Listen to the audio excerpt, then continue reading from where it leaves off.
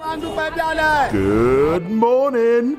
It's the start of a beautiful day. Well, start your day right with a healthy dose of news, fun, and inspiration.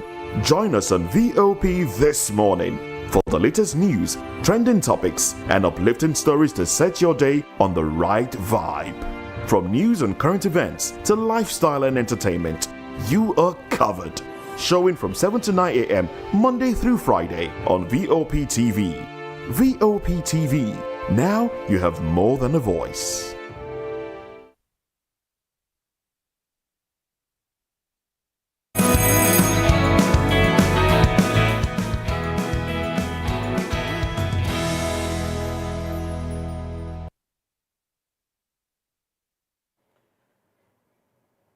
Good morning to you. It's the start of a new week, and right here, this is VOP This Morning. I am Moses Humphrey. The start of the week that leads to the end of the month, which of course leads to August 1st, the much talked about protest.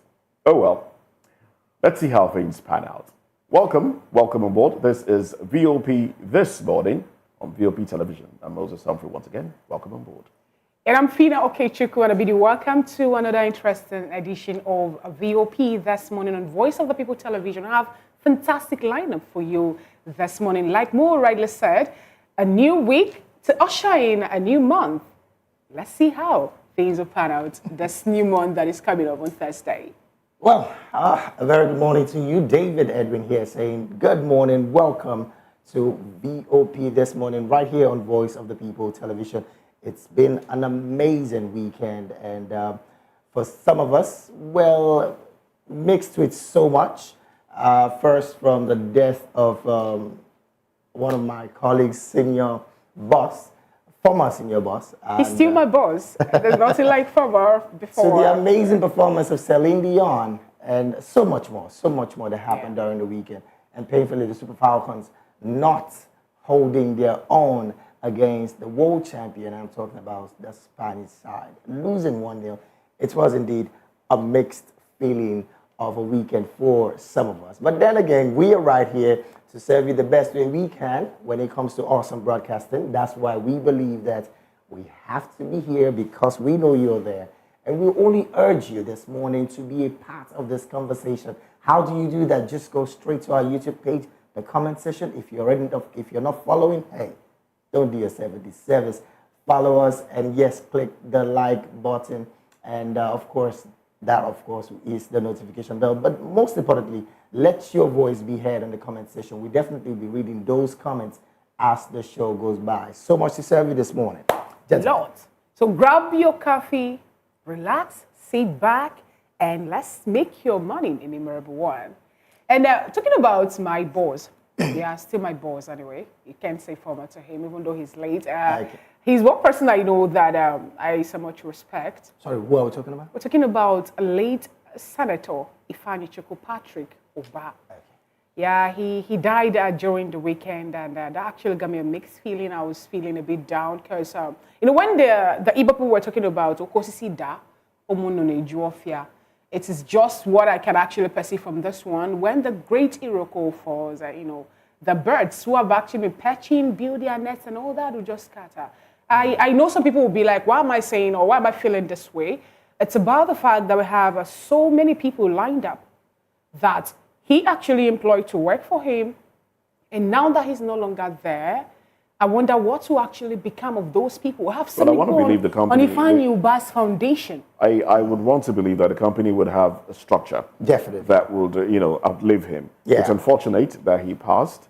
That was we've had Southeasterners lose quite a lot. Yeah, just the other day, Maurice Iwanyanwu passed on. Yeah. The head of Johannese Ndigbo passed on. That was a big loss. And now Ifeanyi Uba, Senator Ifeanyi Uba as well. Quite an unfortunate one, I must say. Oh well, may their souls rest in peace. Amen. And we don't intend to start the show on a sad note, so let's dust that off and get into the nitty-gritty of the program today. We'll take a break. When we come back, we'll be looking at the papers, and we will be joined here by Mr. Akin Fatunke, who is an economist and a communication consultant as well. And he'll be here to help dissect the papers. Stay with us as we come back from this break.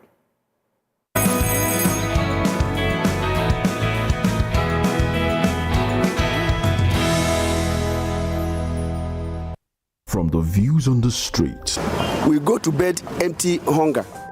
to the blaring horns of a hustling city, the loudest voices of the common man got a medium to be heard. This particular administration, they were coming unprepared. It's not a bad thing to renovate the president's lodge. Through top-notch programming, unbiased reportage of news, sports, business, entertainment, and cultural documentaries, Voice of the People 90.3 FM became a symbol for 21st century media. And now, a new baby is born. Voice of the People Television, VOP TV, youthful, full of vigor and penchant for excellence in the continent's media space, exposing the wrongs, applauding the rights, dissecting the news without fear or favor, through factual and accurate stories and contents. Corruption kills three things that makes a society. Representing the interests of the people and giving them a voice. Voice of the People TV is here to stay towards building a fair society. VOP TV, Voice of the People Television, truly a voice for the people.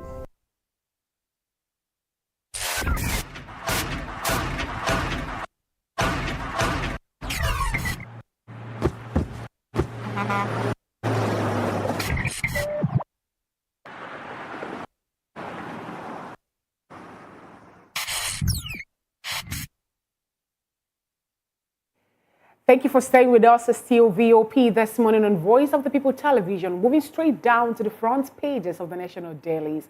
Before our table this morning, we have the Vanguard newspaper, we have the Daily Independent, the Daily Trust, the Guardian, and if time permits, we'll actually look at all those papers this morning. But I will also want to let you know that we have Mr. Akin Fatunke, who Mo actually talked about earlier. He's already here with us in the studio, and he will help actually to analyze the front pages of the national dailies this morning. Good morning, Mr. Akin. Good morning. Good to have you in today's show. Good morning, David. It's a pleasure to be here. Good morning, Nigerians. All right, then. All right, then, moving straight down to the front page of the Vanguard newspaper. The banner headline there reads, Hardship, Police, Protest Organizers Dig In. And we have the riders to be cautious, Khan warns FG, protest organizers. Obi backs planned protest, says hunger, hopelessness are sponsors. Stop criminalizing, politicizing protests, Lukman tells Tinubu. Police defend requests for details, cite security concerns. Panic over planned protests, worrisome, and that is coming from Otomi. Ignore Adebanjo, Afenifere not in support of protest, says Fasoranti's faction. Telcos debunk allegation of plan to frustrate hashtag end bad governance protest. And those are the riders to that banner headline. And we have other headlines to be Abuja politicians behind banditry killing in Benue. And that is coming from Governor Hyacinth Alia. Shortage fuel prices rise to 22.1% to 850 naira per litre as marketers short stations. You can get that on page 8 of the Vanguard newspaper. And we have a pictorial there where we have Senator Oluremi Tinubu. And also we have Folake Ani Mumei, the group head of marketing and corporate communications of First Bank. That is actually the people they have on that pictorial there. And just beneath that, we have Jakonde Annual Memorial Lectures holds in Lagos. You can get that on page 9 of the Vanguard newspaper. Gay marriage approval. Anglicans threaten to break away from Church of England. Gay marriage approval. Anglicans threaten to break away from Church of England. You can get that on page 8 of the Vanguard newspaper. We have an editorial by Owei Lakenfa, that's on page 16. And we have just the last but not the least of the headlines, the sports, where Nigeria and Spain, that's the Super Falcons, they play against Spain during the weekend, and Super Falcons lose 1 to the Spanish side. These are Olympic hope actually deems. That's what the headline on that particular story carries. Super Falcons Olympic homes deem. And those are the headlines we have on the face of the Vanguard newspaper this morning. Mr. Akane, which of those headlines would you want to react to this morning? Yeah. Good morning again, Nigerians. The looming strike is around the corner, and a lot of passion, hot words are being said. Also, I must say that some appeals are being made. Mr. Gregory Peter Obi's comments strike me. Hunger really is stalking the land. It's walking on 2 legs for humans and on 4 for animals, and that is true. I must say that things are not getting better. Right now, what we begin to see is situations where we don't even have fuels at the stations. Oh, yeah. That naturally will exacerbate, the hunger and hunger. My response, therefore, will be to appeal like they can.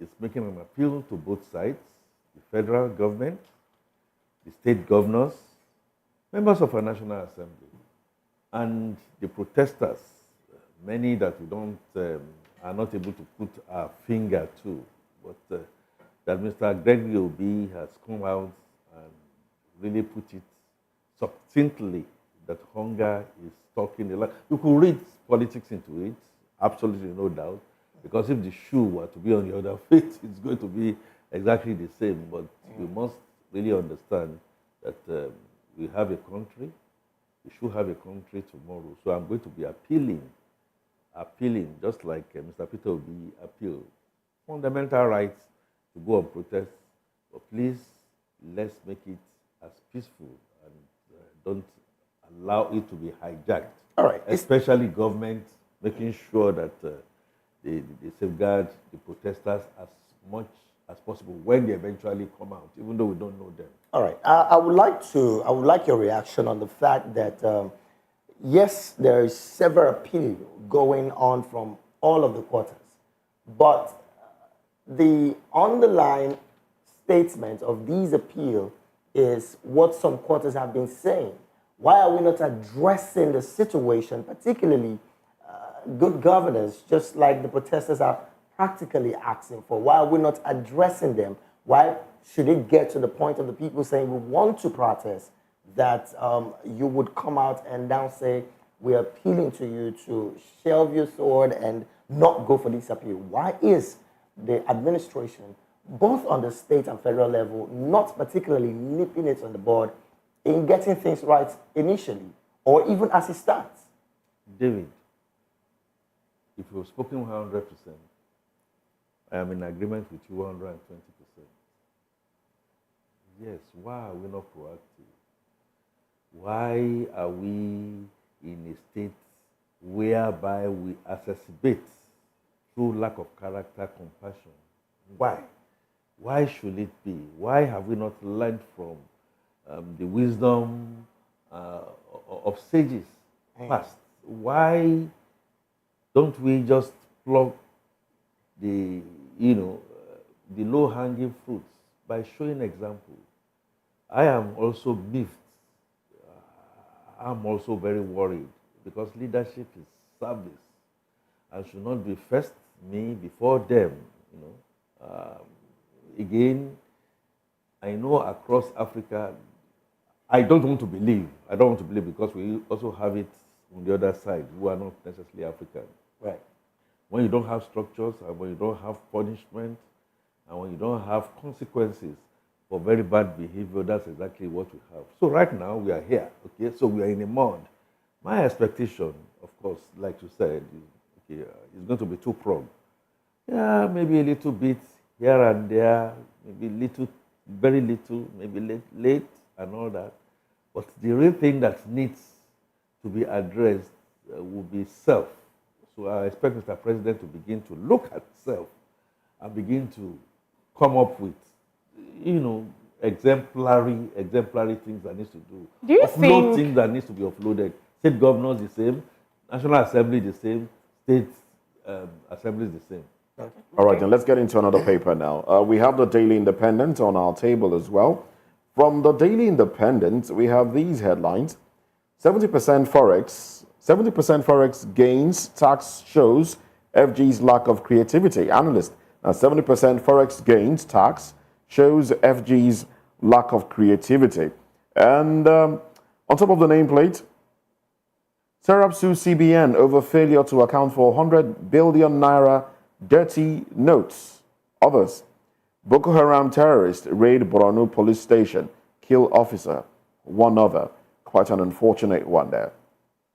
Hardship, Peter Obi urges protesters to act within the law, be civil. Benue governor accuses Abuja politicians of sponsoring, supporting bandits.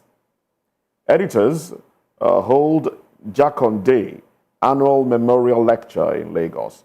No PDP Congress held in Rivers. G60 reps insist. Thomas Etu named chairman of 9 Mobile as LH Telecoms takes majority stake. And then another bold headline there. Southeast monarchs seek Nnamdi Kanu's release, reject protest. Push for 2 more states for geopolitical zone. Police justify request for protest details. Cite security concerns. And then the bottom strip, APC chieftain Lukman identifies why hardship persists in the country. Now, these are the headlines from the Daily Independent. Which one tickles your fancy, or which ones, if you have more than one to respond to? Well, as we say, week on month on year going, the kidnapping, spate of kidnapping, killing for ransom, money is going to be taken away from you, and yet you still kill, becomes a cankerworm that still continues to live with us. My heart, my soul goes out to the families of those who are affected. And even as we speak, those who have been affected. And it's about the economy. The U.S., former U.S. president had said, damn it, it's about the economy. I like situations surrounding what the analyst said, and it's a point of view about the windfall. Forex should not be taxed. And in economies, there are always 2 sides. I want to strongly believe that the other side, as enunciated by Mr. Lled, is the fact that over time, we haven't had what I would call clear opaque transparency in the way things have been done.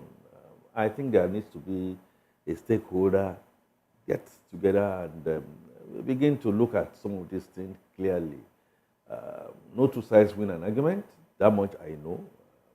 But, government is direly looking for funds. Again, an indication of the fact that revenue has gone into a... Okay, I would love to get your response to this headline that talks about the governor of Benue State accusing Abuja politicians. Who are the Abuja politicians, in your opinion? Abuja, they are, I mean, if we talk about cabal in the oil sector, or we're talking about Abuja politicians and Lagos politicians, or, Abuja and Lagos taking the lead. Who are these Abuja politicians, in your opinion? The Abuja cabals. They will be cabals. They're the ones sponsoring banditry in his state, according to... They're being accused of that as well. Cabals in all sectors, whether you want to talk about our security, whether you want to talk about health, whether you want anywhere. So I think this will be, you call it the politicians, and but we also know Reverend earlier called them politicians in general troop to Abuja. Some of them have left their states. Their resident governors leave their states, and stay put in Abuja. Okay. So who are the the politicians that are Abuja politicians, as it is? Because the Abuja is now perceived as a safe haven. Forgetting, Forgetting. Is that it, or being closer to the seat of power? Forgetting. Abuja was invaded riotously during Jonathan's time. Don't forget. So nobody is safe. But I think these are, in my opinion, based on what has happened in the past, will be the politicians who are in the cabinet currently and those who are at the National Assembly. So if these politicians don't have a Congress, get what I'm trying to say, if they don't have a consensus at IDEM about how things should go, and then you have fallout. For instance, Father earlier is talking about banditry, kidnapping. His predecessor in office also did the same, if you remember. I think it's high time we sit down and do an integrated security architecture that covers everybody, and it should start from the grassroots. I am enthused that governance will now get more to the grassroots. I'm also enthused that traditional rulers are making the statement now that they are being consulted. I want to see the outcome of these consultations. I do not want to see the Benue State governor, like his predecessor, as a voice shouting out in the wilderness. But don't you think the fact that Benue happened to be the food basket of Nigeria, and we are having hunger issue in this land, we don't even have enough food. People are now buying yams in pieces for them to be able to. You don't think that this could be the reason Reverend Hyacinth Aliyah decided to raise his voice over the people sponsoring insecurity in his state? It could be, and it looks very plausible. But I also happen to know that being the food basket of the Federation, something happened very lately. Mr. President ordered the agric intervention to give tons of fertilizers to Benue State. But what will these fertilizers do if you don't have the kind of security that we the are farmlands to even go to? Bottom line, ladies and gentlemen, is that those who have been caught should be brought to book. Those who have been fingered should have the political will to prosecute them. And those, repeat, one or two or three that have done very, very well, and they may be civilians, we should plug them out and give them proper recognition so that they can serve as good example for others to follow. When you say they should be prosecuted, one would want to ask, at this point, does it look like anybody is going to be prosecuted? Because we do remember that some few weeks ago, in the same Benue State, some persons were collecting tax from the farmers. And up to date, nothing has been done. Now, my question would be, what's the significance of this statement by Father Hyacinth? Of course, being the first man of the state, making such statements, how much political willingness can we get from the presidency to support this state as concerning security, as it stands? To support Benue, just yes, like every other state in the Federation that is also besieged by these overwhelming non-state actors. I always make the point that Abacha is more than right when he says when banditry has gone on for years, the way it's gone, not to talk of, he wanted situation that maybe 1 week, 2 weeks, then you have the hands of the politicians, whether in Abuja, whether at the local level, whether a strategy to arrest and then plow them back allegedly into the military is going. I don't think, in my opinion, that we have muzzled that political will, David, that political will to do what is needful. All right. And I am hopeful. I'm hopeful. Where we now see a C page, Mr. President must starting with him as an example, begin to map out situations where some of these people have been lined up, their names are known, both local and abroad. No matter how powerful they are brought to book. Okay, we'll wait for that to happen. Let's just get to another paper, and we're going to be looking straight at the Guardian newspaper, where the banner headline here reads, 2 years after PIA, NNPCL struggles with over $5.3 billion loan, JV debts, commercialization. Interesting headline. All right, there is also a pictorial here of the president and, of course, Mile Kyari and some of the people in that particular pictorial. By the side of that pictorial, other headline reads, outcry as telcos bar lines, days to SIM-NIN deadline. Okay, I have my reservation about this particular headline. The risk, another headline, the risk, danger of planned national protests. Protest. Beneath that picture, protest, OB names sponsors as CPPE warns of 400 billion naira daily loss to economy. Bandits attack police station, kill, loot armory. Peaceful Goba polls not certain in Edo, Ondo, report warns. Concerns as Nigeria loses 6 trillion naira to tax weavers yearly. Sarah sues CBN over missing 100 billion naira dirty notes. Supports Dangote refinery to reduce petrol scarcity. Ex-NDIC-MD tells regulators. Well, these are the headlines right there at the front page of the Guardian newspaper. Mr. Akin, which would you want to react to? No, the headline, talking about NNPCL, we haven't had good tunes over time, allegedly coming from NNPCL.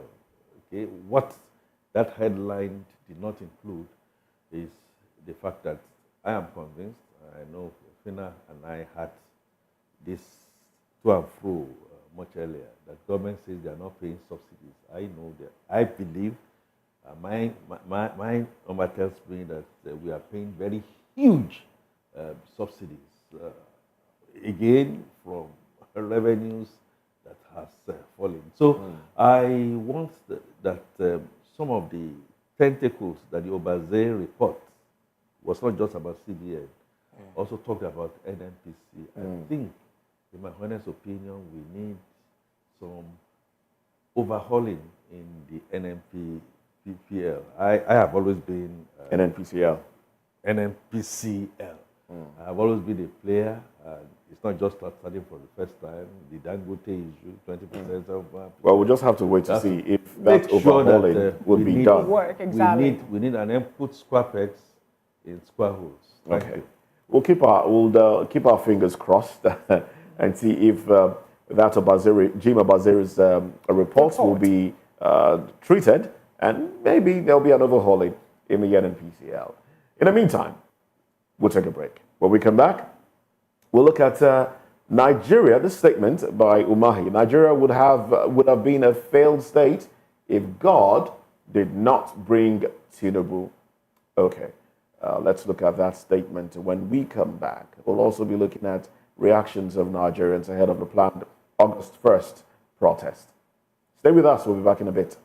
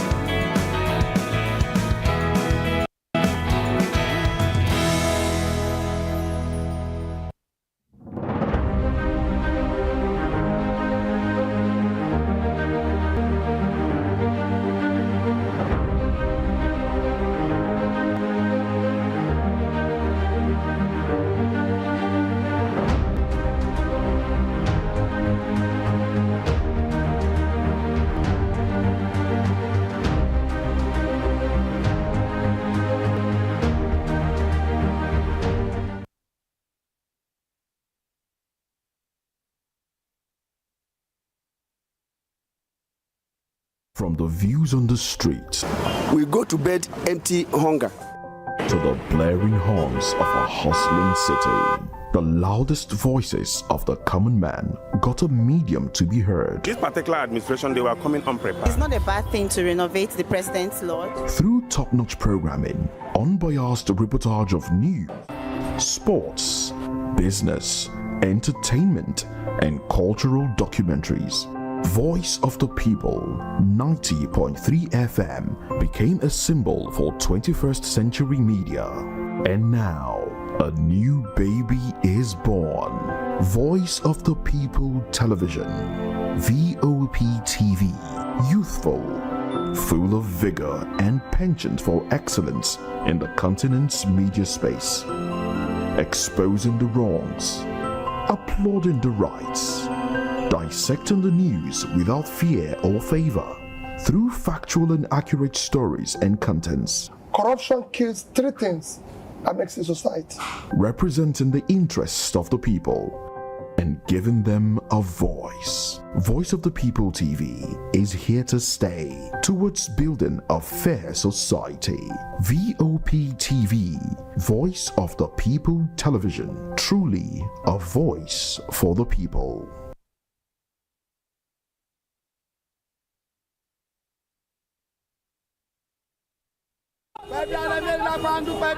Good morning. It's the start of a beautiful day. Well, start your day right with a healthy dose of news, fun, and inspiration.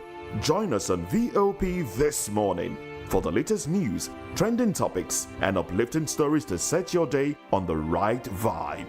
From news and current events to lifestyle and entertainment, you are covered.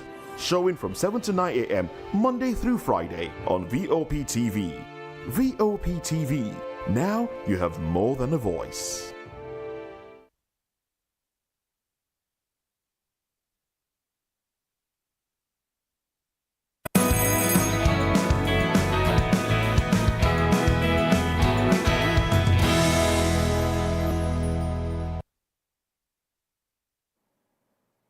Welcome back. Now, Minister of Works David Umahi has credited President Bola Tinubu with preventing Nigeria from becoming a failed state and urged youth to abandon their planned protest to support infrastructure development.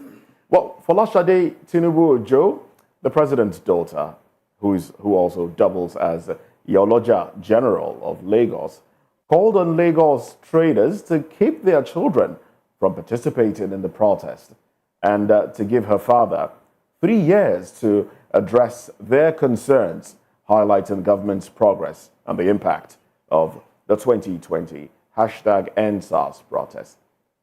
In contrast, the 2023 Labour Party presidential candidate has voiced support for the nationwide protest, emphasizing the constitutional right to peaceful demonstration and attributing the unrest to youth hunger and hopelessness. He has urged authorities to engage with the protesters. Additionally, the Nigeria Youth for Atiku, NYFA, that's another association, have suggested President Tinubu address the nation and reconsider policies to mitigate protest threats. The Yoruba Revolutionary Movement, YOREM, has called for restraints from security forces during the Day of Rage protest from August 1 to 10, stressing non-violence. We also have the Christian Association of Nigeria in Niger State. They have urged President Tinubu to lower fuel prices and food costs, while Oyo State Governor Seyi Makinde has linked the planned protest to widespread anger and hunger. And you know what they say? A hungry man is an angry man. Oh well. These are pointers, just a bit of people's responses to the August 1, which is Thursday, August 1 protest. A lot has been said. A lot of underground movements have been going. Traditional rulers have come to lend their voice to the call for the cancellation of the protest. Now, let's come back to the studio and x-ray the situation and see where Nigerians stand, the thoughts of Nigerians, And the intent of Nigerians really are protesters, are Nigerian youths hoodlums? Big question on my mind. The generality of Nigerian youths, are they hoodlums? Are they vandals? Are Nigerian youths perceived as vandals? What happened during the NSAS, the hashtag NSAS protest? Let's revisit that and more. Well, joining us in the studio, we have Prince Francis Chilaka, who is a political analyst, and we also have with us, he was with us from the newspaper review into these conversations, this and the next. We have Mr. Akin Fatunke, who is an economist and a communications consultant. He has a whole lot more feathers to his cap. Well, good morning once again, gentlemen. Good morning. Good morning. Thank you again. Now, let's sample these thoughts by certain individuals in Nigeria talking about the protest. I would want to pick it from the NSAS protest. Let me start with you now, Prince. From the NSAS protest, yes, a lot went wrong. A lot of people are yet to recover. There were infrastructure were destroyed, public infrastructure, government infrastructure, businesses were looted. A lot of destruction. Banks were burnt. A lot of destruction happened. And because of that, government, relevant stakeholders are saying, look, Nigerians do not protest, so we don't have a repeat of what happened during the NSAS. But truly, the destruction that happened during the NSAS, remind us, at what point did that start? Was it from when people were, talking about the putting an end to police brutality, or when people started experiencing police brutality, even during the protest? When we talk about NSAS, some of us get very emotional about it, in the sense that we have not, as a nation, been able to tell ourselves the gospel truth. And because there is no truth within government and the people, and so-called minute elders who have become very, very wicked in this country, the elders in this country have become the bane of our problem.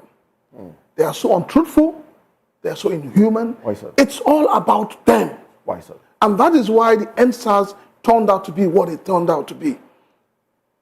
Could you? When the NSAS started, we all knew that nobody was violent. Because the Nigerian youths were enjoying the music. They were enjoying the fun. All they were asking for is for the government to do the right thing, to stop extrajudicial killing, harassment by the Nigerian police. They even went as far as asking that the government should look into the plight of the Nigerian police in terms of salaries, in terms of accommodation, on behalf of these same policemen who came out eventually to attack them. You and I are witnesses. We saw BRT buses that could not be made available to the ordinary Nigerians to go about their daily duties. We saw them hauling, moving around, and dropping very suspicious individuals that are armed. Those were not Nigerian youths. Nigerian youths are the most peaceful youths. So anybody looking at NSAS and looking at the current protests that people want to embark on and trying to use the NSAS as a justification, that person is insane. In the words of Falana a few days ago, he made mention of Nigerian politicians being the ones that actually sponsored the hoodlums that took over the NSAS, hashtag NSAS, that happened in 2020. Now, do you actually think that from what some people are saying, do you see another part of that repeating itself again with this hashtag and bad governance in Nigeria? When the current president and the likes of Wole Soyinka and even the former President Buhari, when they led a protest to Ojota, how come it was not hijacked by these hoodlums? So should credit be given to them for? No. I'm asking a question. I'm not giving them any credit. No, what played out was that you had Jonathan as a president who believed in the rule of law, who respected the Nigerian citizens. So credit and their rights credits in this regard should be given to protest. the president at the time.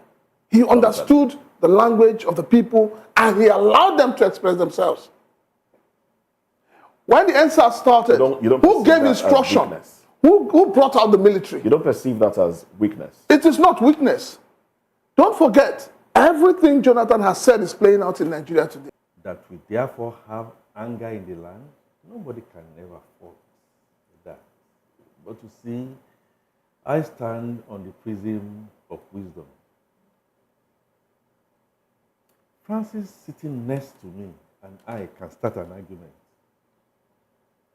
Neither of us will win that argument because he'll be forceful. I see that he's wearing white and I don't want to prove that he's wearing black and vice versa. And then it depends. In fact, then you listening to us now begin to question your sanity.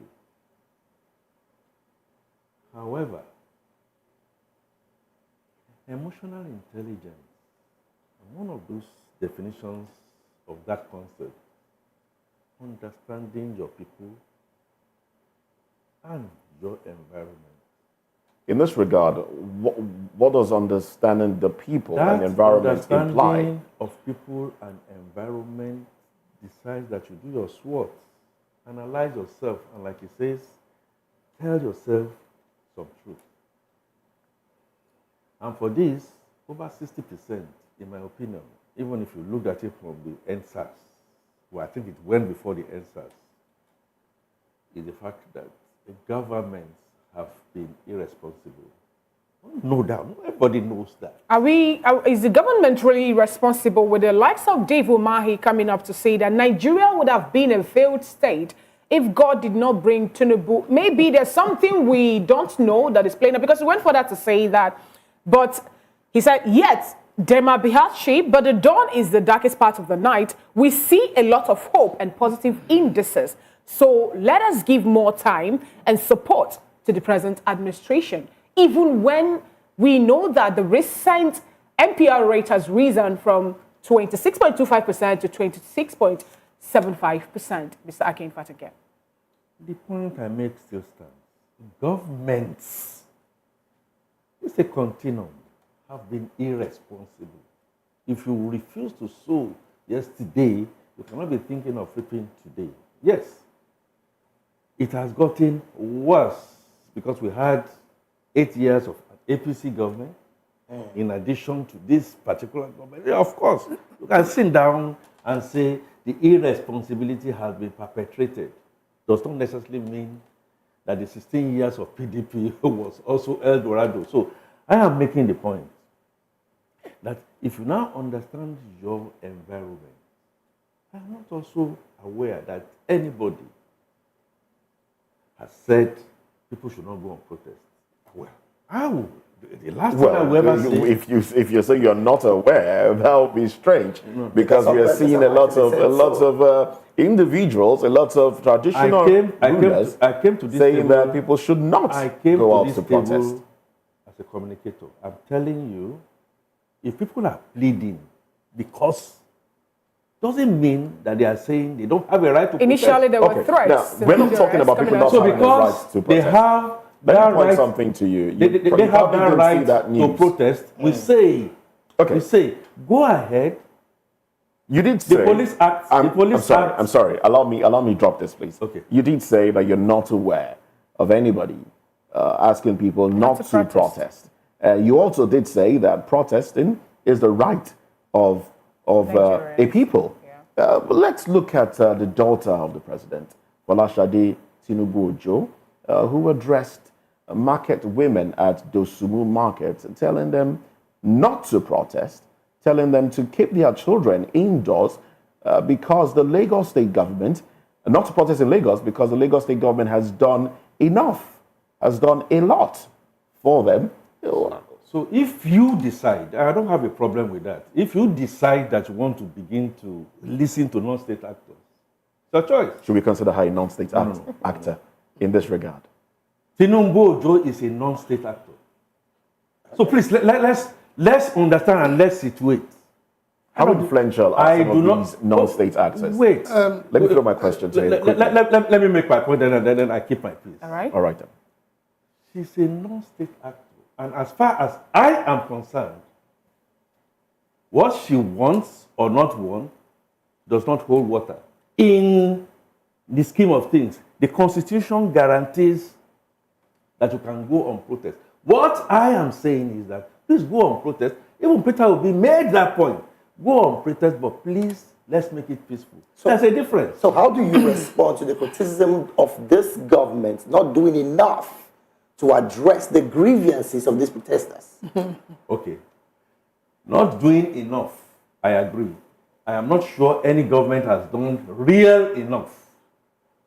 But I agree with you, some of the things that my expectation is not going to be too different from who I would describe as state actors. State actors are people of influence saying, please go on protest, go in accordance with the Police Act 2020, Section 84.3, seek for permission to go for protest, and in seeking for permission to protest, make that known. Let's know who you are. Let's know who you are. So if we don't know who you are, and where I started from about emotional intelligence, you cannot go back and say you want to wipe off the history of what has happened. But, David, your point is also moved. The government is not doing well enough. The state actors are not doing well enough. The rhetoric that is coming out from the state actors is not good enough. It's clear. All right then. So let me come back to Prince now.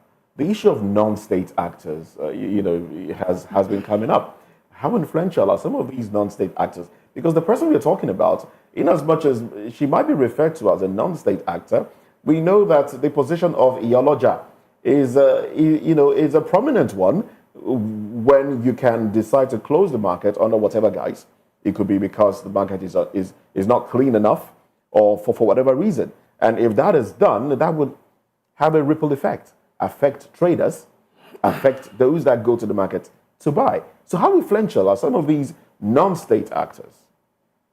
Nigeria has turned out to become a country where the government, most times,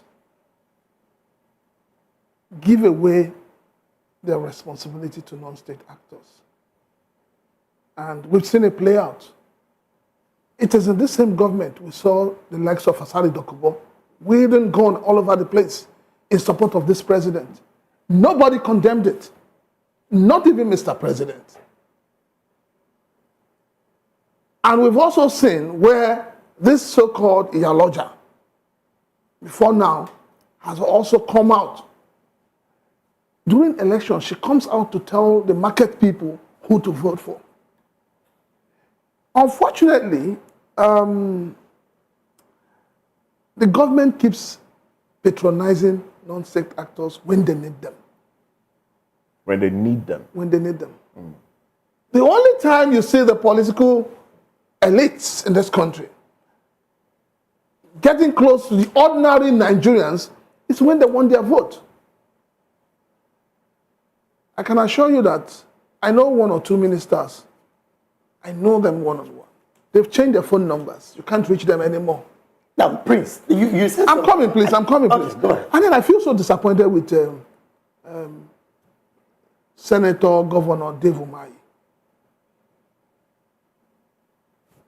If you're talking about the score record of Bola Ahmed Tinubu, you cannot take it away from that of Buhari, the same political party.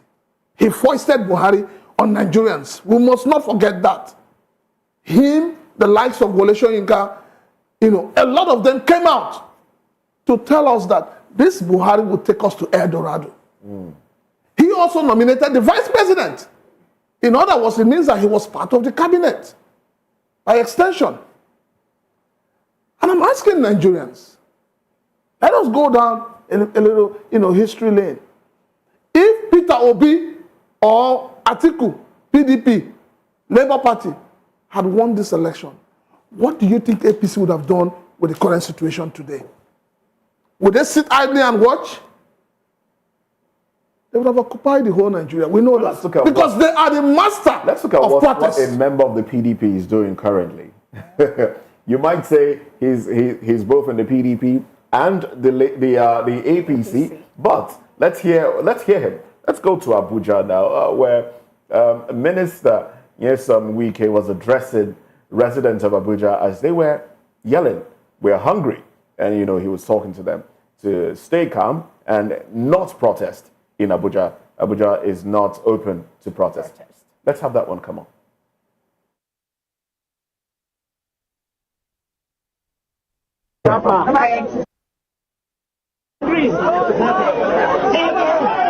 Stop going too far now. We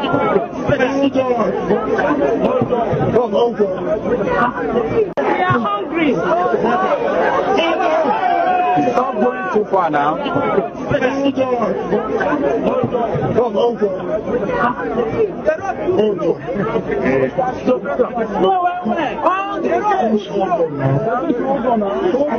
Calm down. You said you are going to choose where you stand. Congregation no get time to wait. Let me President. No, let me place them in the talk. Now wait there now, make the support of making succeed. If you time with the talk. Yes, now. The hunger on this you go today. You know what I want to tell you. What I tell you now. What I tell you. At least watch now. All right, so yes, he did say, hunger don't day, no be today. You also did point out, the hunger was from an administration that the current president nominated the vice, and obviously, directly or indirectly, was part of that administration. I see you chuckling, yes. Mr. Yes, I have to chuckle, and I say things. Does this administration have a right to say Nigerians don't protest? Because the hunger did not just start in this administration. No, it's been long coming. We are lopping. I'll try my best to dissociate myself from what I don't believe in. Yes, Prince Francis, you are so right and correct that res ipso facto, if this has happened, then this must have followed. You are right to the dial to say President Bola Tinubu single-handedly mover and shaker to try and bring Buhari in. It's also true, like you said, that he appointed the vice president. But it will not be charitable to therefore then say he was in and part of that governance. I know for sure that he was sidelined so many times. In fact, his coming back was on a particular grace.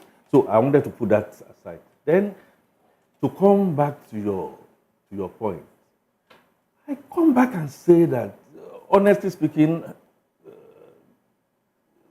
I don't put a lot of stock to what Madam Folashade is saying there.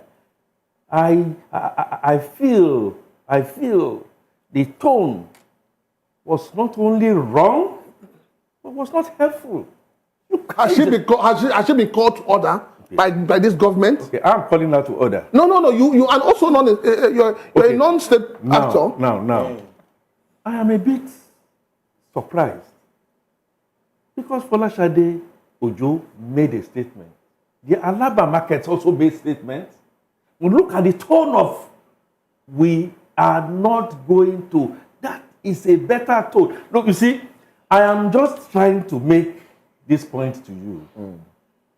That is an overstretch and overbearing. I, personally, Folashade Ojo cannot ask me not to go out and protest if I believe I should go out there and protest. Those on so now, you are also right. You are also right. And you know very well, as a journalist, give out a bad order. That order will come back falling flat on you. Folashade Ojo has made statements, not necessarily on this one, And people renege. People say they are not going to take her to it. We see that She hasn't got the force of law. She cannot command the police. She cannot command. We see that statement. And we also hear what came as a rumor on social media that the Lagos State, Lagos State will be organizing the Oro Festival. Political Oro.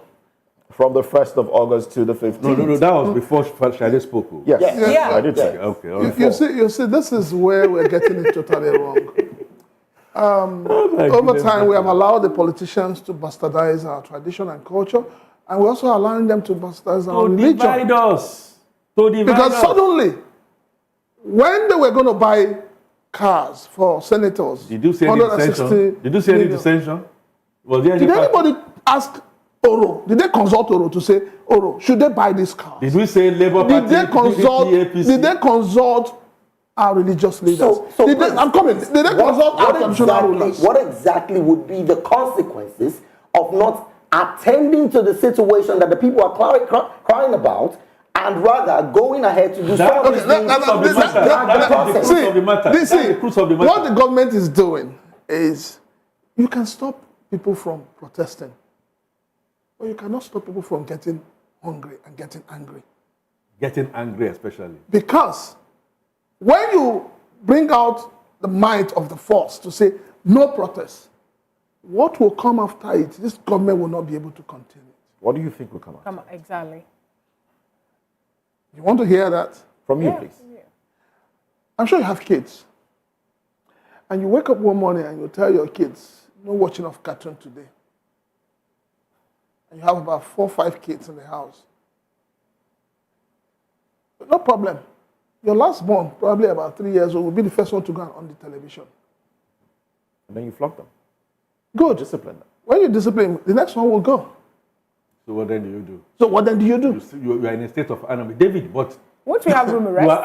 you are asking in my mind the correct question. What is government therefore trying to do? The last time I checked, even though it's quasi, we have a federation.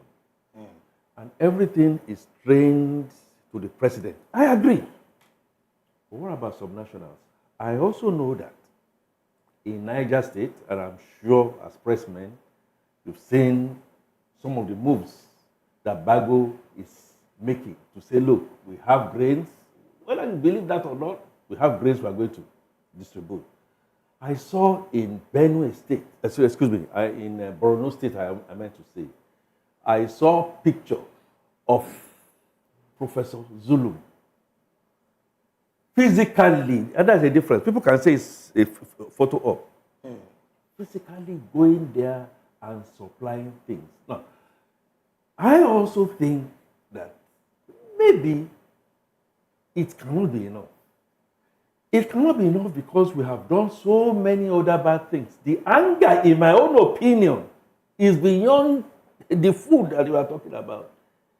Is citing the ego that we see with government officials taking care of themselves at the detriment, and then like Francis is saying, so everybody now then comes and says, I'm Yoruba, I'm Hausa, I'm Fulani. But are we supposed to be in Nigeria and then we'll not be feeding from hand to mouth, even when we have enough mineral resources in Nigeria? We have mass arable land. The way out is simple, my dear. If you have been trying things over the last 60 years and they haven't given you results, it tells you that you must come back to the basics. We must find a way to restructure in a way that at least the goods of the land gets to the vast majority. Sorry, because of time, I would have to, throw this, put this out there. You talked about the government giving out rice and fertilizers as well. Palliatives. Palliatives. Yes. Unfortunate word that has come into the lexicon of Nigerians. But these palliatives, let's not forget, just last week, in Katsina State, 2,000 bags of 25 kg rice was discovered in a market shop, stashed away by the DSS. Recovered, that's the word that they used. The DSS recovered 2,000 bags out of the 20 trucks distributed. Yes. Now, we also see a situation whereby, doesn't this remind you of some of the things that have led to protests in the past? Yes. During the EndSARS, you remember, Yes. Warehouses were Yes. broken into because certain individuals stashed away what was meant for the people. Yes. Now, one of those individuals has now been given an appointment who stashed away goods, COVID the materials, and branded it with her name. And we are seeing a repeat of that. Don't you think the people have a reason to protest in this regard? So that is two-pronged. Let me start from the latest. Please go ahead. Okay. And In the about 10 latest minutes, one please. is irresponsibility. I've said that here over and over and again. But then it keeps happening. Oh, I said irresponsibility on the part of government. Then let's get back to the Katsina thing. Are you implying that those bags you saw being rebagged was done by the governor or by our people? Not the governor. Okay. Of So course, the governor's name I is am mentioned just there. telling you a basic fact. It was done by The real solution is good governance, repeated over time, in a way and manner that, look, all this rentier economy that we are all looking at. Francis mentioned Dave Umahi. Dave Umahi is one of the best in terms of technical that I can think of. But what do you expect him to have said as a minister? Naturally, it goes on. So that and the only solution, therefore, is, guys, let's raise our hands that we have all collectively, especially government field, and then we rebuild this world like Nebuchadnezzar. Prince, as it stands, every single one of us on this table, maybe you both here, are saying one thing: Nigeria seems not to be working. We need to restructure Nigeria. From the body language of this present administration, and even the ones that have passed, is there the possibility that anything close to restructuring is going to happen in Nigeria if the people do not take the bulls by the horn like they intend doing presently with this protest? You see, in the last few days, the internet has been abuzz with a lot of videos of our current president, Bola Ahmed Tinubu, his speeches during the Jonathan era. And I noted one thing that was very, very painful and sad. I've not seen any video where he criticized Buhari's administration. I'm still looking for it. I have not seen any. And then you look further and you ask yourself, beautiful speeches he gave. Today he has the power. What has he done with it? This is 1 year down the line. What has this president done with it? We need to, it is painful when we keep talking about palliative. Check how much funds, Nigerian funds, has been wasted on palliative. A country that has no database. They come to you and they say, poorest of the poor. Today, who is poor? Who is the poorest of the poor in this country? Go out there and price a tuber of yam. Nigerians no longer eat yam. Very soon, Nigerians will not even be able to afford the garri. Queues have returned to the fuel stations. Yesterday, for about 2 hours, we were looking for petrol. And then, few stations where we found petrol, the queue was something else. And they will tell you they will not sell in jerry cans. How do Nigerians run their generating sets? Quite an unfortunate one. Well, let's get to our concluding thoughts on this one as we move to the next topic. So this hunger, a minute each, please. This hunger you are talking about was there in 1984. I saw a letter. But not as much as we have now. Let's get your concluding thoughts, please. Okay. So my concluding thought, it's always been there. We must come to terms that we have been irresponsible. David was making the point that, what should we do? It's not Bola Tinubu. We're not starting with Bola Tinubu. Since 1999, I've always had the phrase, Nigeria is not negotiable. When Jonathan came in, when he had a chance to do what he needed to do, you get onto the table and then you continue as usual. I think it's gotten to a stage, and you made a statement I want to be very careful about this. It's very, very important. And that if people want to take over, it has to be done in a way that is structured, not day of rage, where we begin to burn ourselves down. The people who are perpetrating this, they have 2 passports. They can fly and get out, but the common man and woman there will be left helpless. I know Kenya is... Well, we have a minute for your concluding thoughts. Exactly. And I think Kenya is a way to look at, but please be careful. I'm pleading. Yes, very, very careful. Nigerians will be careful. Let's get your concluding thoughts in as well. Let us stop tagging Nigerian youths as troublemakers, as hoodlums, as thugs. Nigerian youths are the most peaceful youths all over the world. We know that.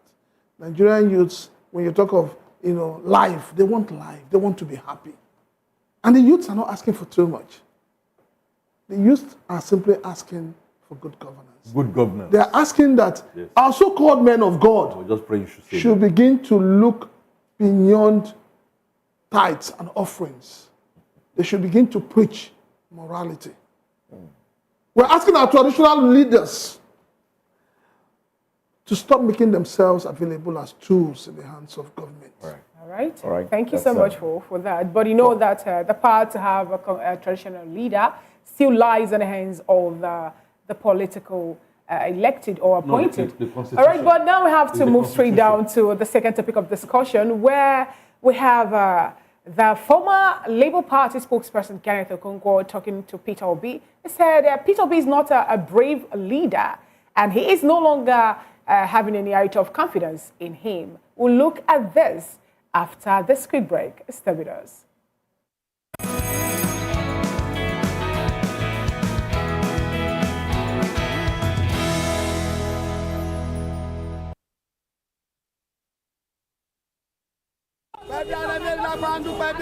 Good morning. It's the start of a beautiful day. Well, start your day right with a healthy dose of news, fun, and inspiration. Join us on VOP this morning for the latest news, trending topics, and uplifting stories to set your day on the right vibe. From news and current events to lifestyle and entertainment, you are covered. Showing from 7 to 9 a.m. Monday through Friday on VOP TV. VOP TV. Now you have more than a voice.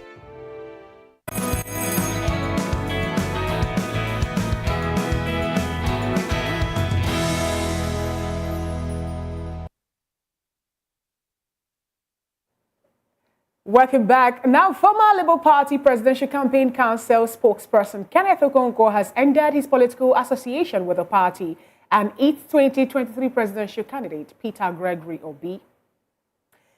Right, Mr. Okonkwo, who joined the Labour Party on August 24th, 2022, after he resigned from the All Progressives Congress due to its Muslim ticket, cited disappointment with the party's internal crisis and Obi's failure to address them as reason for his departure.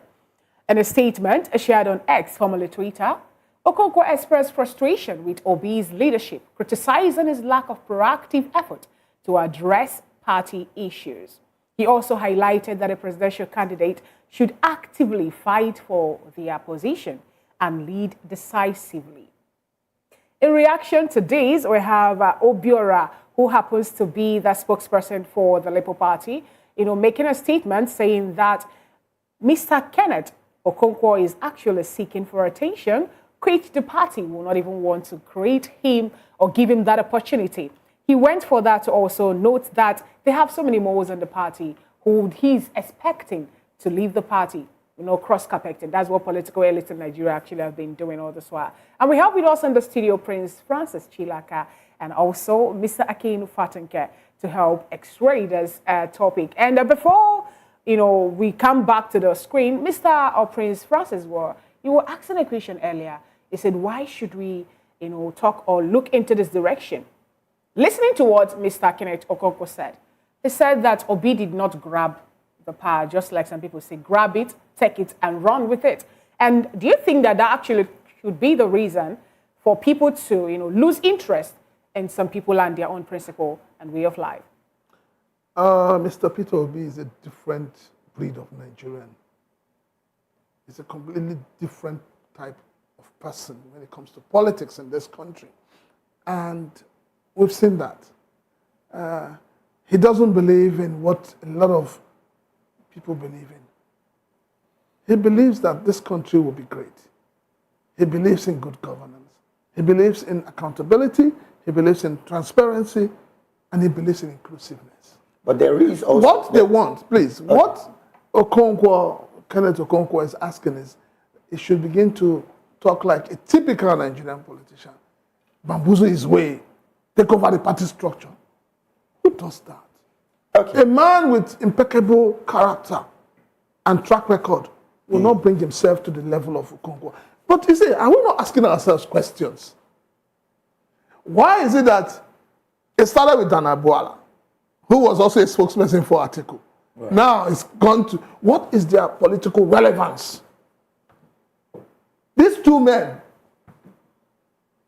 what is their political relevance? How many people, how many votes, or how many people can Okonkwo get to vote for a candidate? Well, you know what they say in politics? It's a numbers game. Yeah. I asked the same question. If it's a numbers game, and we're seeing those that were in the opposition moving to the party in power, it's about greed. It's about greed. It's about themselves. It's what they want. They are broke. Daniel, so they're going to a party where there is money. Let us say it as it is. Is that the same? Sorry. Do you have that impression too when you talk about I am pious, I am moving to the APC? Does that also spell greed? These are people who have left politics. They are broke. Unfortunately, we keep saying that the political parties do not have ideology. A lot of individuals who call themselves politicians in Nigeria don't have ideology, they have no vision, they have no mission statement. It's where Bele face. That is what they do. Right. Now, interestingly, a lot of persons might not want to agree with you on this because it is naturally said that if you're a politician, you must have a party, which of course is the vehicle to move you to where you are aiming for, which is the position you're vying for. Don't you think that Kenneth Okonkwo calling the person of Peter Obi as not talking to the situation that is going on internally with the party is a right reason why he can leave the party, knowing for a fact that Peter Obi also, let's put it in the political statement now, is more like a political head of the party, being the presidential candidate. When the likes of Araba MP and Apapa were all over the place trying to destroy the character of Peter Obi, what did Kenneth Okonkwo do? Let's start from there. What did he do? What role did he play? Let's get Mr. Akin into the conversation. Yeah. You know? Thank you. Go ahead. Public conversation needs to be put in perspective. I ask, today, Kenneth Okonkwo is now a bad guy because he wants to leave the party. Donyo Kube must be a bad guy because he decided to leave a party. Have we really explored some of the things that is making them want to leave the party? In the words of Kenneth Okonkwo, he said something that the presidential candidate must be willing to be in the forefront of all the endeavors, not leaving it for the followers to be the champion. And he actually pointed out that after the 2023 general election, he expected Peter Obi to fight and stood his ground in as regards the presidential ticket and also the outcome of the election after INEC did not transfer the vote electronically the way it should be. But he didn't do that. So he actually said that those were the things he saw to be the reason he's given up all his confidence that he had in Peter Let's Obi. even take it from what you have said. What is wrong with that? One. Secondly, Peter Obi came out and told the world that his mandate is not for Labour Party to unite. His mandate is to resolve... Make Nigeria better. I will not do that as a leader. Leadership, you get your limbs burnt, but you will not leave your house to burn. Now look at Arabambi that my dear brother has said, and and the other person. When things were going right and wrong, I say the truth here. Mr. Peter B was nowhere to be found. Okay, it's ideology. Then that means you are not really prepared to want to be a politician, because politicians get their hands dirty, not too negative. Now, if Mr. Peter Obi has moved from a particular party to another party and all that, and then there is no much huge and cry, I like to put things in some relative balance. But if Francis is also saying, and he has a good point here, you see, when everything, you just want to get a bit of a relevance, and then things are not moving on for you, all politicians do that. Okay. But he just made mention of with the exception of Bola Ahmed Tinubu, I dare say. Okay. So I think rather than begin to throw mudslings, now let's put a few things in perspective. Look at situations. What is this guy saying? Like we said, what are the youth saying? Let's put a few things in perspective. So let's put it in perspective so that we are balanced in the way we are looking. Let's look at the person, the words of Kenneth Okonkwo. Some might say he's of no importance, but a spokesperson of an individual is supposed to be speaking the person's mind. So if he spoke the mind of His Excellency Peter Obi during the campaign, then what went wrong? Is it that Peter Obi doesn't have the willpower to put together, to hold the party together? Well, in comparison, I don't want to draw that comparison at this moment, but let's look at the words here. He says, the words of Kenneth Okonkwo. No, before we come to, oh yes, those are the words of Kenneth Okonkwo. Well, I'm just going to take a few things from that. He says, I'm committed irreversibly to a great Nigeria built on equity, justice, and fairness, where every citizen will be free and able to aspire to any position or level in life without regard to primordial sentiments built around ethnicity. And then he goes on. He says, it's obvious that the APC and PDP are presently, well, anyway, there's a part I'm driving at. He says, after the 2023 general elections, Nigerians, including me, had high hopes for the Labour Party. I believed that Peter Obi will seize the momentum and build a solid party of integrity that will have the solid base that we need to overthrow these kakistocrats and kleptocrats.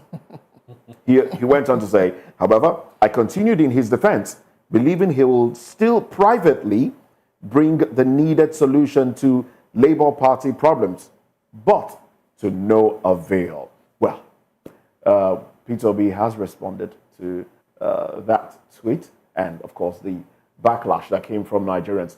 Let's put up Peter Obi's response now. In a tweet as well, he said, I read my brother Kenneth Okonkwo's open letter in which he expressed differing views with me on the skirmishes in our party, and today I saw various responses to the letter. All right, can we scroll up? Well, he did say that, in fact, to me personally, I don't want to work with anyone that agrees with me, and then he says, I want to therefore categorically and emphatically declare that Barrister Okonkwo remains my beloved brother and a trusted ally. I sternly caution against referring to him as a mole or making any negative remarks. Barrister Kenneth Okonkwo has stood by me through thick and thin. Now, his ending part of that tweet talked about being civil, asking that everyone should be civil. Yeah.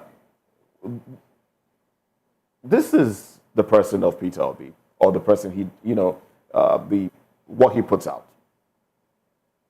Is this kind of politician what Nigeria needs at this time? Are we looking for a prim and proper politician, or a politician that is dogged? It's not about being dogged. We need to come to the realization that it is time for us. Or does this spell weakness? It doesn't speak weakness. We can't keep doing the same thing, same way, and expecting a different result. But he sounds to be the only one who is actually conservative in this case. We have to put in that. No, we have had politicians who say, snatch and run. How long will we continue with that kind of lifestyle? Well, we have to a lifestyle that is not helping us. A lifestyle that has thrown us into where we are today.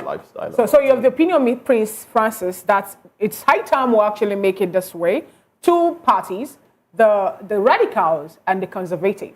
And then we have the people who have actually been snatching now all this while. So you think it's high time we look at those who are kind of conserved to say, no, let's do this the way it should. Why is everybody asking the Nigerian youths not to go and protest?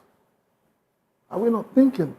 Why is everybody, all of a sudden, imams, pastors, traditional rulers, in your opinion, why? Everybody's asking. In your opinion, why? Because Nigerians suddenly are tired of snatch it and run. Because they know that when the youth snatch, they not just run, they destroy. There's a tsunami that comes with youth snatching. And then everybody's begging them, please, don't snatch. Don't do this. Don't do that. Let me quickly I'm coming. Okay. But you see, deep down inside the political class, they believe they're just saying the things that would assuage the nerves of the youths. Okay. For me, the response of P2B is top-notch. It shows class, it shows integrity, it shows Talking maturity. about that response, some have said that he's, when Donyo Kukwe left the party, he didn't say anything. When Balami Isaac left the party, he didn't say anything. Why is he speaking now that a fellow Igbo man has left the party? No. Before he responds, I need to say this. Okay. The problem we have in this country is ethnicity. Well, we need to break that jinx. We need to stop looking at everything from a tribal. Well, these are. I understand. These are responses I understand. from Nigerians. If you look at when Donyo Kukwe left, go and read his letter. Go and read it. There was no need for anybody to make any comment. So I don't understand why everything. I've been watching a lot of videos on social media. People say it is our own. We need to change that mentality. If something is not working, if your son is doing something wrong, you don't protect your son because he's your son. It's quite interesting that you just made mention of this part of the conversation. And then one would want to say, isn't the Labour Party a party that Peter Obi rolled on and got this level of recognition nationwide? And the internal crisis that is happening in the party, why is the person of Peter Obi not particularly talking to it? Mr. Akin, I'm going to ask you this question. Do you think that if a Peter Obi comes open to Nigerians and, of course, maybe call a press conference internally as well, does the needful, none of this might be happening? Do you share that opinion as well? David Moses, Fina. I haven't seen that before, but I read it. And joy swept through me. That is the Peter Obi I knew. That is the gentleman that I know. Is he from there now going to now lose the next election? Let him lose the election, but he has a legacy. That statement is a statement I'm sorry to interrupt of a gentleman. It's a statement of a gentleman that has been properly made and is going to continue to be the yardstick of how politics should be played in Nigeria. Nigerians have complained about the gentlemanly approach of Goodluck Ebele Jonathan when he won the elections. Nigerians have blamed him for allowing the APC come on so easily. Some Nigerians. Few Nigerians. Okay, so excluding both of us. Let me ask you a question. Some Nigerians. Now, even some of the Nigerians here. Allow me, please. That are doing this. How will you place Jonathan amongst other leaders today? Well, we don't know about placements, but we know that he's still hobnobbing. He's respected. He's still hobnobbing. He's one of the respected presidents of this country. Both in and out of he is one with the APC. He has a lot of respect. We have a lot of respect. It does not matter. APC. Is it respect that Nigerians need from political office holders right now. Or what? Or God a savior. A savior. What savior? Where are you going to get a savior? Well, what's a savior? I am not sure you can get a savior anywhere. So, Mr. Akin, if we you are our say, saviors. Now, what is saying now? How is can that we be our forget? saviors when we are being asked not to even, protest? I started my analysis. I told you that what I felt Peter Obi should have done within I was going to ask you a question about. But you have not allowed me to land. Okay, go ahead, please.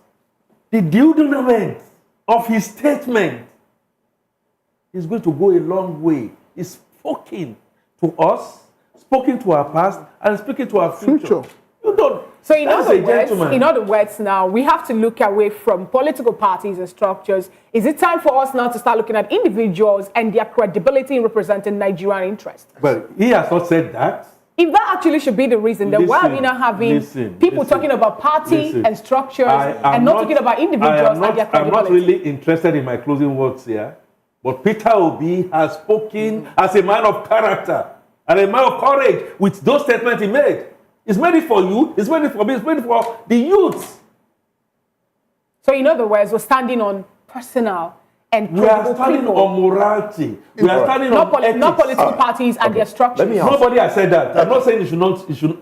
So that's where I started from. So what do you stand now? Somebody went out of the party. He says he remains my brother.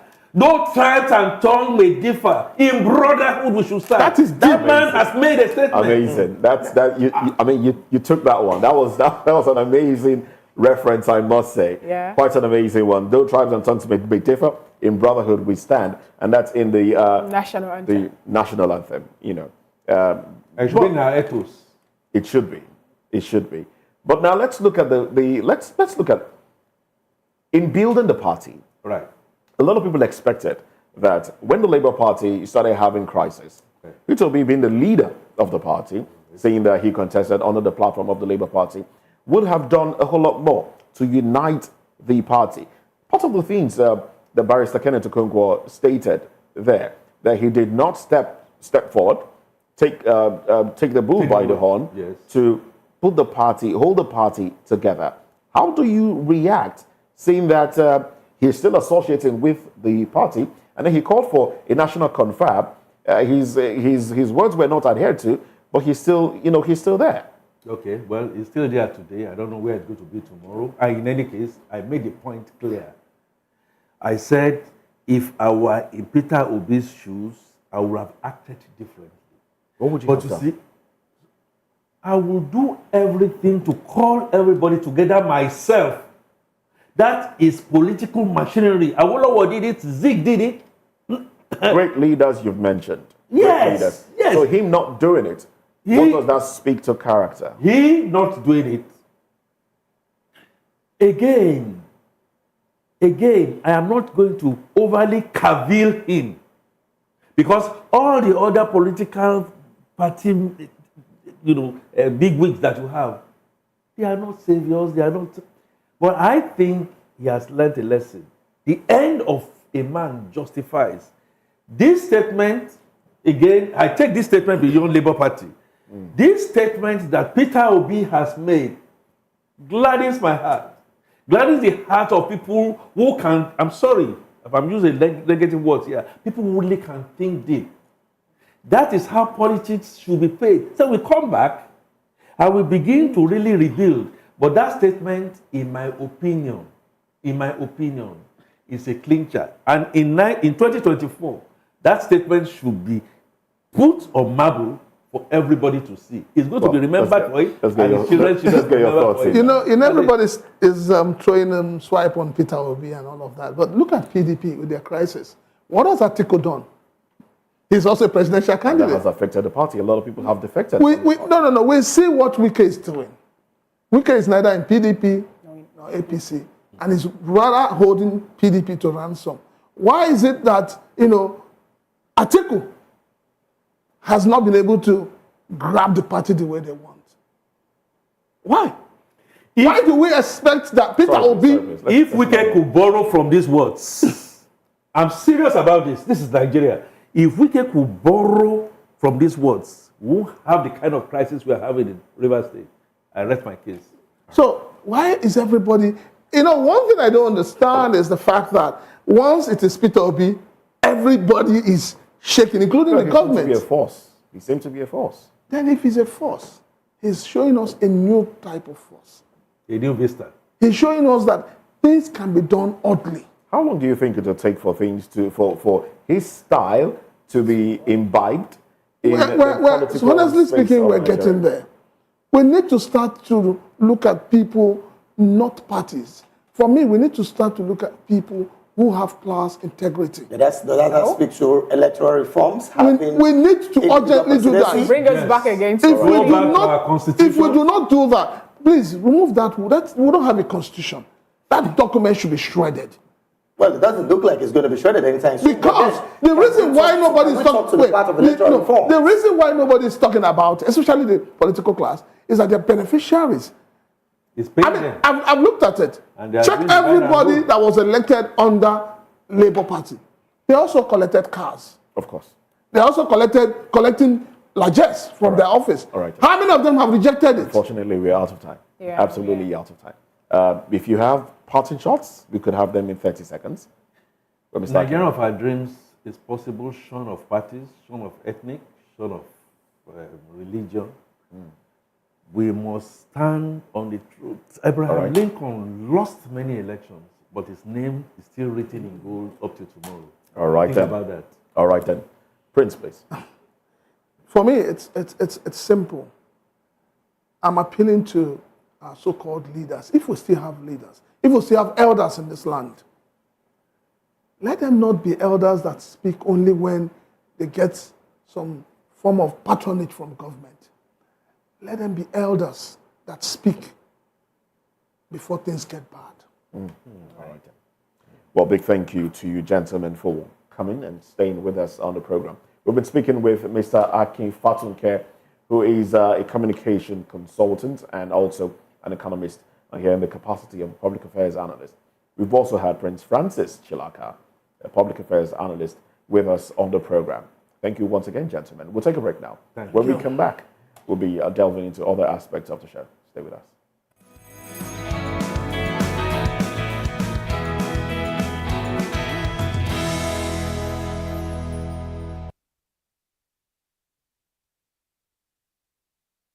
From the views on the street We go to bed empty hunger. to the blaring horns of a hustling city, the loudest voices of the common man got a medium to be heard. This particular administration, they were coming unprepared. It's not a bad thing to renovate the president's lodge. Through top-notch programming, unbiased reportage of news, sports, business, entertainment, and cultural documentaries, Voice of the People 90.3 FM became a symbol for 21st century media. And now, a new baby is born. Voice of the People Television, VOP TV, youthful, full of vigor and penchant for excellence in the continent's media space, exposing the wrongs, applauding the rights, dissecting the news without fear or favor, through factual and accurate stories and contents. Corruption kills three things that makes a society. Representing the interests of the people and giving them a voice. Voice of the People TV is here to stay towards building a fair society. VOP TV, Voice of the People Television, truly a voice for the people.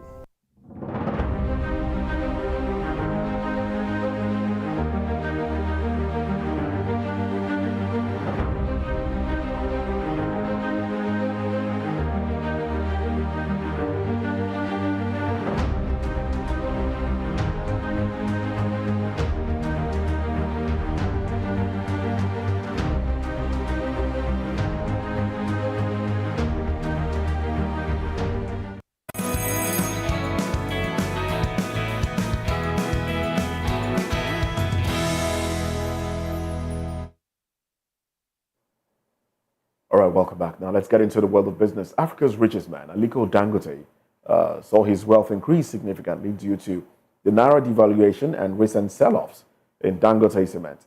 The Kano-born billionaire lost $651 million on Friday and has dropped $1.3 billion in value this year.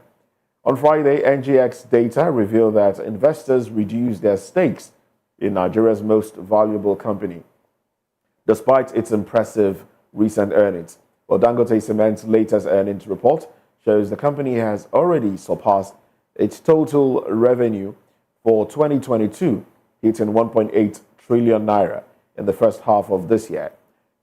Early year gains in cement prices boosted revenue, with clinker selling at an average price of 1,207. That's 1,207, 614,000, 614,000 per ton, up from 71,766 naira a year earlier. Well, however, rising costs for fuel and electricity, which account for over half of direct expenses, led to a net foreign exchange loss of 201.3 billion naira compared to 113.3 billion naira during the same period last year.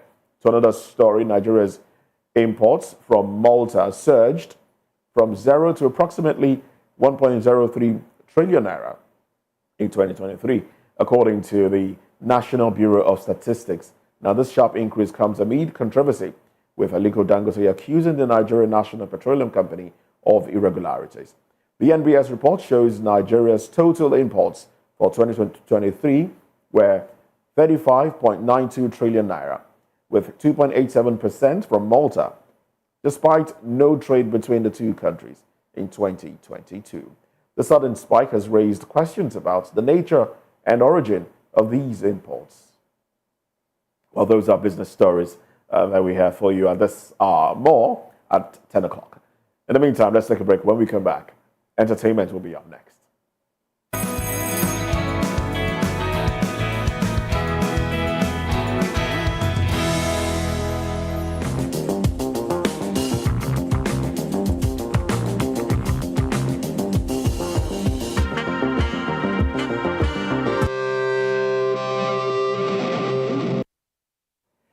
Thank you for staying with us. It's still VOP. This morning on Voice of the People television, we have Chisom Eninaya and the studio for the entertainment gist. Good morning, Chisom. Good morning, Fina. Good morning, Good to have you again. Good morning.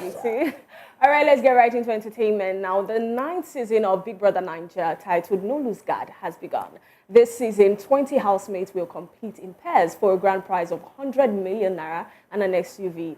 The dynamic duos include friends, couples, twins, colleagues, and aunts and her niece.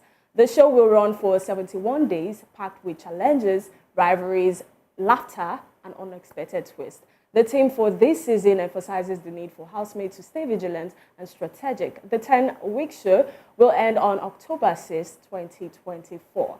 I look forward to seeing how the aunt and the niece combination will play out. The Indian names. Exactly. I saw that, the Indian names. And also I saw a couple, a boyfriend and girlfriend of 5 months relationship into the house. Yeah. Who knows what will actually happen? I'm also waiting for the twist. So why are you looking at me like that? Hey? But this year's No Lose Guard. Let's know whether person will feel lose guard for us. All right, let's get to another story. Nollywood actor Williams Chimba advises young women and men against having children without committing to a partner simply because they dislike the idea of marriage. He emphasized that this choice not only harms their own lives, but also the lives of their children. Williams added that no child deserves to grow up without both parents, and many of the world's problems stem from broken homes. He urged people to, stop having children for selfish reasons and uphold family values. I think we are going to get one reaction from this one. Let's get a reaction from this. Every child is unique, whether raised by a single parent or not. And what works for one may not work for another. The most important thing is to be present, engaged, and supportive in your child's life. That's coming from Social Life Saver. Yes. On X. Okay. Yes. All right then. What do you have to say about this?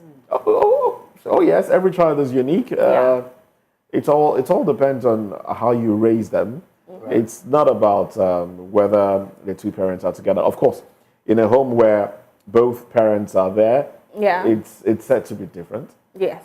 Psychologically different. But a single parent can Also, equally, yes. with a lot of discipline, raise a child, be it the man or the woman, whichever one. With a lot of discipline, you can successfully raise a child. There was a time in our society where they say raising of a child has to do with the community. Community, yes. Unfortunately, I think we've shedded that off. In this time, people raise their kids, and independently, if you try to correct someone's child, they might come for you. Yeah. So people tend to mind their business. I don't know how that has worked for us. Quite an unfortunate one indeed. Right. Is that all? All right, that's all for entertainment this morning. Thank you so much, Isom, for this wonderful gist. Up next is the sports. Stay with us.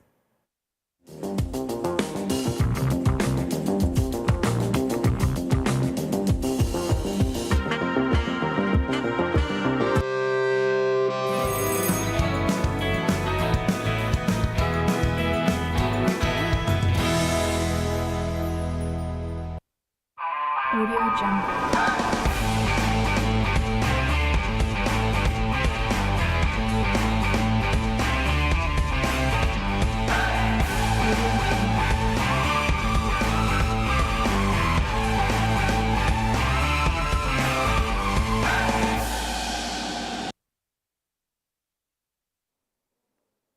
All right, welcome back. Now let's just talk some sports. Well, interestingly, yesterday, the Super Falcons of Nigeria could not get that draw, even though they did struggle so well with the Spanish side, who are the world champions when it comes to female football. But then again, that particular loss, painfully, is putting them in a position where they would have to do the unthinkable against the Japanese side, who are also former world champions in their last group game. And I'm talking about the Paris 2024 Olympics, the football event. And painfully as well, we're looking at the fact that maybe, just maybe, if the Spanish side, okay, or the permutation, if the Spanish side that defeated Nigeria would defeat the Samba Queens of Brazil, that is going to put the Brazilian side on 3 points, still on 3 points, because they did defeat the Nigerian side. So hopefully, if we can do the needful against the Japanese side with some good goal margin, then it should now boils down to goals as being what would qualify the Super Falcons with 3 points, because every other person will be on 3 points aside the Spanish side. Well, moving on to another sports in, of course, the Olympics. Haruna Quadri also did lose yesterday, and painfully again on the medals table, we might not just be, not might, we would not be having the men's single table tennis representative on any of the podium, because yesterday Haruna Quadri did lose a painful one yesterday. And he lost to Romanian's Edward Luzneco. And of course, he ended 3-0, set scores of 11-8, 11-9, and 11-6. Haruna Quadri is the only male representation for the single tennis event when it comes to the Olympics. Well, we only would urge you to stay with us 11 a.m. West African time, where we give you all of the sporting activities like you possibly have missed during the weekend on that program on Sports Republic. Well, that's about it from me, David Edwin, saying do have a beautiful day ahead. And of course, to every single Nigerian out there, if you would want to protest, please do that in an orderly manner, and let's not allow any of these become a very chaotic one.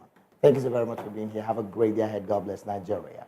Right from Pina Okichuku, enjoy the rest of your day. On top of that, 9 a.m. is the news on Voice of the People television. And to those who are, talking about the protest, like Mr. Peter Gregory said, and other people also have also chanting their voice, we just urge us to try as much as we can actually to know how to make it to be a peaceful one, to avoid loss of life or repetition of what happened and the NSAS. And for the government, whom some political elites have also pointed out to be the people who are causing the hijack of peaceful protest.